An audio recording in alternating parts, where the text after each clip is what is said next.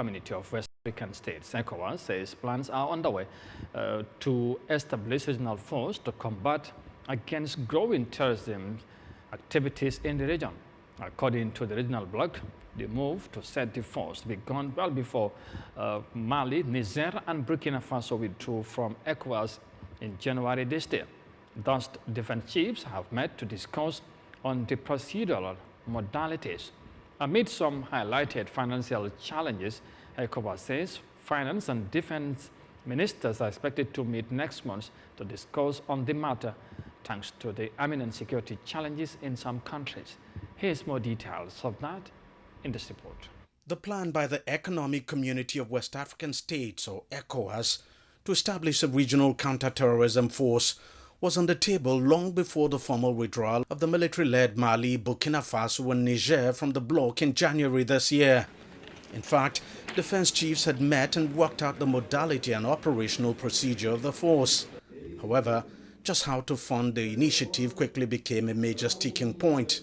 The overall estimation cost is 2,606,695,640 per year for a brigade of 500 men.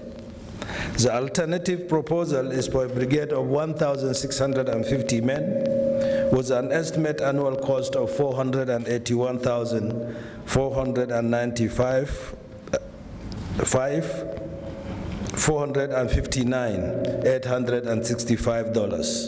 It's a huge amount of money for a region where the economies of most of its members are struggling. However, there seems to be a determination within the bloc to finally bring it to life.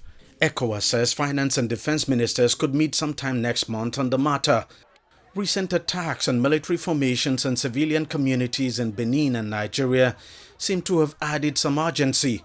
The security situation in the region, marked by the activities of terrorist armed groups, transnational organized crime networks, banditry, and others, have continued to present daunting challenges to the regional integration project. The complexity of the security landscape demands that we leverage our collective expertise, intelligence assets, and coordinate our efforts towards borders if we must solve these challenges, as the world has become a global village and the gap between us shrinking even more. Thus, collaboration is paramount and imperative to address both the root causes and symptoms of insecurity in our region. Experts say extremists and insurgents have been exploiting the security gap that came from the withdrawal from ECOWAS of Mali, Burkina Faso and Niger. To make matters worse, Niger also pulled out of the so-called Multinational Joint Task Force, a security initiative it formed with Nigeria, Cameroon and Chad to combat terrorism in the volatile Lake Chad region. Authorities say these actions are hampering regional security efforts. At its first ordinary session this year, ECOWAS Parliament members used the occasion to call for more action to address the region's security challenge.